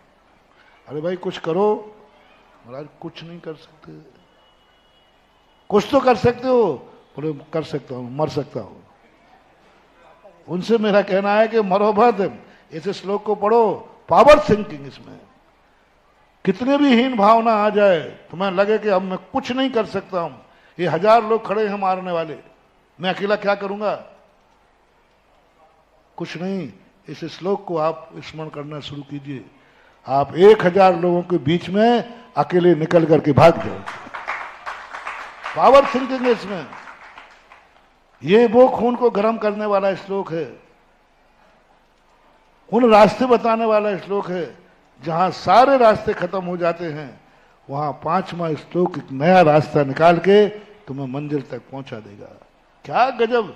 ऐसे कठिन मार्ग को, ऐसे कठिन समुद्र को कौन बोल रहा है? सोहम, मैं पार करूंगा। अरे तेरी औकात देख ले रे, दमोई का है, औकात देख ले औकात। बोले महाराज मालूम है औकात क्या है? लेकिन मैं करूंगा तब भक्ति वशान मुनीषो। कैसे करोगे? जब तेरी शक्ति नहीं तो करे तब भक्ति वशान। मेरी भक्ति है, भक्ति है, मैं मरूंगा तो मर जाऊंगा, रास्ते में कुचल जाएगा रे मैं ढक दूं, बोले कुचलूंगा तो कल ही उदाहरण दिया था ना, 100% संभावना थी कि ये वहां तक पहुंच नहीं पाएगा क्योंकि भीड़ इतनी है। तो मैं ढक ने क्या कहा था? भक्ति वशात मैं तो जाऊंगा। वशान मुनीष, मुनीष यानी तीर्थंकर भगवान मुनीष कर तुम स्तुवम विगत शक्ति अपनी प्रवृत्ता। शक्तिहीन होकर के भी मैं प्रवृत्त हुआ हूं भगवान आपकी स्तुति करने के लिए। आने दो समुद्र, रहने दो मगरमच्छ, खा जाएंगे मगरमच्छ, मगरमच्छ खा भी जाएगा तो हम मगरमच्छ के पेट में बैठ करके आपकी भक्ति करेंगे, लेकिन करेंगे। चुन लिया है पथ जो मैंने, मैं उसी पथ पर चलूंगा। दे दिया सर्वस्व जिसको, अब ना उसको मैं चलूंगा। चुन लिया पथ भगवान आपकी भक्ति का। कुछ भी होना पड़े, कुछ भी करना पड़े, मैं करूंगा। ऐसी पावर थिंकिंग जगाओ रे। थोड़ी सी परेशानी आ गई, बोले आज मंदिर नहीं गए तो क्या हुआ? नहीं, ऐसा नियम लो कि भगवान यदि तेरे दर्शन करते समय मुझे रास्ते में मरना पड़े तो मैं तेरे दर्शन के लिए रास्ते में मरने को तैयार हूं। तेरे दर्शन करने के लिए मुझे सब लुटना पड़े तो मैं लुटने को तैयार हूं। बर्बाद होना पड़े तो बर्बाद होने को तैयार हूं, बस मेरा मरण हो। सुनो, मांग लो आज वरदान। यदि मेरा मरण हो एक्सीडेंट से तो भगवान उस दिन हो जब मैं तेरे दर्शन करने जा रहा हूं। किसी बारात में जाते समय ना हो, किसी व्यापार में जाते समय नहीं हो। यदि एक्सीडेंट से ही मरण हो तो मेरा सम्मेश शिखर की वंदना करते समय रास्ते में मरण हो। हे भगवान, जब मैं घर से मंदिर को निकला हूं, यदि मेरी आकस्मिक दुर्घटना ही होना है तो मैं मंदिर जाते समय मरूं, मंदिर में मरूं, ऐसा भाव आना चाहिए। विगत शक्ति अपनी प्रवृत्ता। शक्तिहीन होकर के मैं प्रवृत्त हुआ हूं कर तुम स्तवम, आपकी भक्ति करने के लिए। मुझे चिंता नहीं है इन मगरमच्छों की, मुझे तो आपकी भक्ति करना है। यानी भक्ति जब सिद्ध होती है तब भक्ति मौत से भी बड़ी हो जाती है। मौत भी उस भक्त को न डरा सके तब भक्तांबर सिद्ध होगा रे। मौत भी नहीं डरा सके, बोले मौत मिलेगी भगवान का दर्शन का, मौत स्वीकार है। विगत शक्ति रपी प्रवृत्ता। क्यों? क्या शक्ति? तो शक्तिहीन काम करोगे तो बाद में तुम्हारी हंसी मजाक उड़ाई जाएगी। जब शक्ति नहीं थी तो क्यों गया? जब तैरने की शक्ति नहीं थी तो समुद्र में कूदा, अपन यही मारेंगे ना, पीटेंगे उसको। तू डूबा क्यों? तैर के जानता? बोले नहीं जानता था। फिर कूद क्यों गया? एक ऐसी घटना घटी, एक बेटा कुएं में गिर गया, उसका भाई बाजू में बैठा था, उसने अपने भाई को बहुत चाहता था। वो जैसे उतरा और भाई डूब रहा है, वो कूद गया और वो भी तैर के नहीं जानता था। इतने बाप आ गया, दोनों बेटों को डूबते देखकर वो कूद गया, वो बाप भी तैरना नहीं जानता था। तीनों पूछे भाई तुम क्यों कूदे? तो तैर गए। तो क्या करते? अपने भाई को डूबते देख लेता। क्या करता? मैं दो बेटों को मरते देख लेता। जैसे ऐसा मोह जाग जाता है, कई बार मोह जाग जाता है, ऐसा यदि भगवान के प्रति भक्ति जाग जाए तो आज भी भक्तांबर सिद्ध हो सकता है। प्रीत्यात्म प्रीति ही प्रीत्य आत्म वीर्य वीर्यम अभिचारम मृगी मृगेंद्रम। बिना विचारे प्रीति के कारण, किसका उदाहरण दिया? मृगी का उदाहरण दिया, हिरणी का उदाहरण दिया। जो प्रीति के कारण से आत्मवीर्य यानी अपनी शक्ति, आत्म यानी अपनी, वीर यानी शक्ति को, अभिचार्यम विचार नहीं करती। किस कारण से? प्रीति के कारण, स्नेह के कारण से वह आत्मवीर अपनी शक्ति को विचार कर। मृगी मृगेंद्रम, मृगी मृगेंद्र ने शेर, शेर के सामने ना अभेति किम निजसो परिपालनार्थम, ना अभ्येति सामने सामने किम निज शिशु परिपालनार्थम, अपने बच्चे को बचाने के लिए मृगी अपनी शक्ति को बिना विचारे क्या शेर के सामने नहीं कूदती है? बोलो, कूदती है। तो इसी प्रकार मैंने शक्ति विचारे बिना, हे भगवान आपके प्रति मुझे इतना राग है कि मैंने बिना शक्ति विचारे समुद्र में कूदूंगा। ये है positive power, power thinking. Positive thinking नहीं, पावर थिंकिंग। जैन दर्शन पूरा पावर थिंकिंग पर आधारित है। सारे दुनिया के जितने मोटिवेटर हैं, जितने मोटिवेटर हैं, ये सब पॉजिटिव थिंकिंग सीमित हैं, पॉजिटिव थिंकिंग देते हैं। और जैन दर्शन में पॉजिटिव थिंकिंग के बाद तुरंत कहते हैं पावर थिंकिंग। पूज्यवर नेमीचंद महाराज जैसे उन्होंने कहा कि सम्यक दर्शन प्राप्त कर लिया, ये पॉजिटिव थिंकिंग है। झटति शब्द का प्रयोग किया उन्होंने जीव कांड के अंदर। झटति, तू जल्दी से प्रतिमा धारण कर ले। जब तुझे सिद्धांत हो गया कि ये सच्चा मार्ग है, झटति तुरंत ग्रहण करो। ऐसे यहां पर मान लेना चाहिए। परिणाम पक्षे ने पृथ्वियों के द्वारा अपने परिपाल।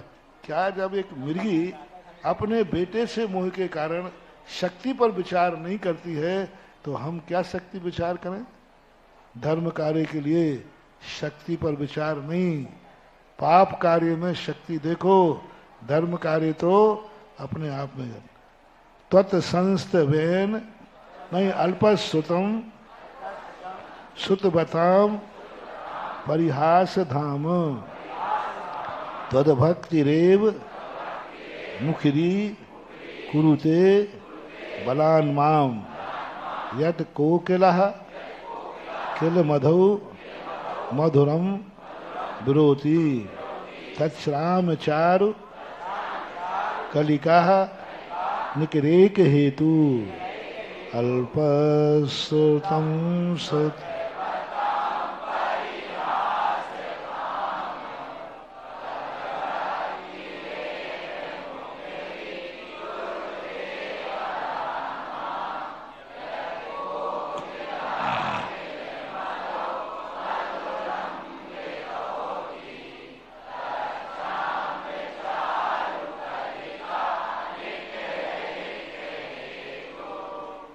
असमर्थ व्यक्ति कितनी भी हैकड़ी करे, अंदर से तो दुख दुख होती है। असमर्थ व्यक्ति कितना भी हैकड़ी करे, लेकिन अंदर से तो अंदर तो डर लगता है, कोई शक्ति तो है ही नहीं। हिरनी भली शेर के सामने कूद रही है, लेकिन कांप रही है। हिरनी बच्चे को बचाने किसके सामने कूद गई, लेकिन कांप रही है। कांपना क्या बता रहा है कि मैं शक्ति नहीं। ऐसे ही पूज्यवार भगवान मानतुंगाचार्य पहले तो हैकड़ी कर गए, सोहम तथापि, अब डरपोक हो गए, डर गए, क्योंकि हम पार तो पार नहीं पाना। मृगी कहती है कि मुझे जीतना तो है ही नहीं, लोग हंसी उड़ाएंगे, अरे बच्चे ही को खा रहा था वो, तू क्यों कूदी? अरे भाई मैं समुद्र तो पार नहीं कर पाऊंगा। अब भगवान कह रहे हैं मानतुंगाचार्य महाराज, देखो भक्त पहले तो हैकड़ी बता दी, और अब कहते हैं भगवान मैं पार तो नहीं कर पाऊंगा, क्योंकि समुद्र में क्या है, मगरमच्छ है और तूफान और भुजाओं से तैरना है। अब कहते मैं तो पार नहीं कर पाऊंगा, और जब मैं पार नहीं कर पाऊंगा तो लोग मेरी हंसी उड़ाएंगे। जब तेरी ताकत नहीं थी तो कूदा क्यों? बताओ, कोई व्यक्ति की ताकत नहीं, वो बड़ी बोली ले ले और बाद में नहीं दे पाया तो सब लोग क्या कहेंगे? हंसी उड़ाएंगे। जब तेरी कुवत नहीं थी तो बोली। तो मानतुंगाचार्य महाराज कह रहे हैं ये डरपोक हो गए, इसमें डर गए, कांप गए। वो कह तो दिया है, लेकिन मेरे बस की बात। हाँ हाँ, अल्पम सुतम सुतबताम परिहास दामोम, मैं अल्प सुत वाला हूँ, मेरे भक्ति करने बनना नहीं, मेरे से शुद्ध उच्चारण आना नहीं, मुझे भक्तांबर पढ़ना आना नहीं, कुछ भी आना नहीं है, और मैं भक्ति करने बैठूंगा। सुत बताम परिहास दामोम, जो बड़े बड़े विद्वान हैं वो मेरी हंसी उड़ाएंगे। कि जब भक्तांबर पढ़ने नहीं आता तो क्लास में क्यों आया है? जब करते धरते नहीं बनता तो मंदिर क्यों आया? बड़े बड़े लोग मेरी हंसी उड़ाएंगे, लेकिन मैं क्या करूं? मैं भी जान रहा हूं कि अंत में उड़ना तो मेरी, बोलो ना, अंत में उड़ना तो मेरी हंसी है, लेकिन मैं क्या करूं? तद भक्ति रे मुखरी कुरते बलान माऊं। आपके प्रति भक्ति ही मुझे मुखरी यानी बाचाल कर रही है, निर्लज्ज कर रही है। मैं धीट हो गया हूं। लोग मना कर रहे हैं मत बोल, इतने बड़े बड़े लोग वहां भक्ति कर रहे हैं, लेकिन आपकी भक्ति मुझे बोलने को बाचाल, बाचाल किसे बोलते हैं? मजबूर, निर्लज्ज, धीट बना रही है। तो भक्ति ये हो मुखरी कुरते बलान माम। बलात्, बलात् यानी हठात। मेरा मन भी कह रहा है चुप है विद्वान लोगों में, लेकिन आपकी भक्ति मुझे बलात् करे। बोल, नहीं बोलते बनता है तो बोल। हंसी उड़ेगी तो उड़ जान दो, मैं तो हाँ, ऐसे महाराज हुए हैं जिनकी गुरु ने निकल जाते, जैसे कुछ पढ़ते नहीं बनता। काय को मुनि बना है आप? क्या नाम था उनका? शिव। निकाल दिया, निकल जाते, कुछ नहीं बनता है, बन गया मुनि आकर के। वो कहता मैं क्या करूं, मेरा तो मुनि बनने से राग है, बन गया। क्या करूं मैं? चारित्र की महिमा ऐसी है कि मुझे करने का भाव आ रहा है और शक्ति है नहीं। तो बलात् माम, बलात् यानी हठात मुझे बोलने के लिए बाचाल कर रहा है। क्यों? मैं ही नहीं कर रहा हूं, कोयल कभी बोलना नहीं चाहती है। अब मानतुंग आचार्य कहते हैं मैं भी हैकड़ी नहीं करना चाहता था, मैं भी नहीं चाहता था मैं भक्ति को आऊं, क्योंकि मुझसे बनना ही नहीं है, लेकिन मैं क्या करूं? कोयल का एक स्वभाव है, कोयल छुपती है। मां सारे पक्षियों में एक कोयल है जो पत्तों के बीच में छुपती है, कोई देख ना ले, कोई देख ना ले, छुपती है। लेकिन वो क्या कहते, यत कोकिला किल मधु मधुरम विरोधी। कोयल क्या मोर के, आम के मोर को देखकर छुपी हुई कोयल बोल नहीं पड़ती क्या? उसको बोलना नहीं था, चुपचाप बैठी रहती है, मायाचारी होती बहुत। सारे पक्षियों में सबसे ज्यादा मायाचारी होती है कोयल में, क्योंकि तिरछी टोपी मृदुल वाणी बेईमान की यही निशानी। तिरछी टोपी मृदुल वाणी बेईमान की यही निशानी। हाँ, मीठा मीठा बोले और बहुत मायाचारी होती है। सबसे ज्यादा जानवरों में कोयल में मायाचारी, तो वो छुपी हुई बैठी रहती है। जिसने नियम लिया था मैं कभी बोलूंगी नहीं, लेकिन जैसे ही आम का मोर आया, मधु मधुरम विरोधी। मधु यानी मोर, मधु यानी मीठा, मीठी वाणी। मधुरम विरोधी, मधुर बोलने को तैयार हो जाती है। मधु बोलते हैं एक प्रकार का ऋतुवाचक भी है। मधु ऋतु कहते थे हम। 6 ऋतुओं में एक ऋतु आती है बसंत ऋतु। बसंत ऋतु को भी मधु ऋतु बोलते हैं, ऐसा। तो जैसे बसंत ऋतु में मधुर विरोधी, विरोधी यानी बोलती है, किसको देखकर? तत्चाम्र चारु कलिका निकरे के हेतु। आम्र के ऊपर सुंदर सुंदर कलिकाएं मोर आने पर मात्र एक ही कारण है, मयूर को कोई, कोयल को कोई बुलवा नहीं सकता, लेकिन जैसे ही सुंदर सुंदर कलिकाएं मोर आम के पेड़ पे आता है तो अपने आप उसके मुंह से आवाज निकल जाती। क्या कारण बना? निकरे के हेतु, एक ही हेतु है, आम पर मोर। मुझे भी, मैंने मौन लेके बैठा था, मौन लेके आया था, बिल्कुल नहीं बोलूंगा, लेकिन जैसे ही आपको देखा तो आपकी भक्ति का ना मेरे बोल निकल पड़े हैं। मानतंग आचार्य महाराज की जो कहानी है, कैसी गजब की भक्ति, अपने आप पुलकित होता है। असमर्थ व्यक्ति में भी समर्थ आ जाता है। देखो क्या कोयल का उदाहरण दे दिया, वो आम्र के फल देख करके बोलने को मजबूर हो गई, हमने आपको देख करके बोलने को मजबूर हो गया। जिनवाणी के ज्ञान ते सूझे लोकालोक, शोभाणी मस्तक धरू सदा दे तो दो।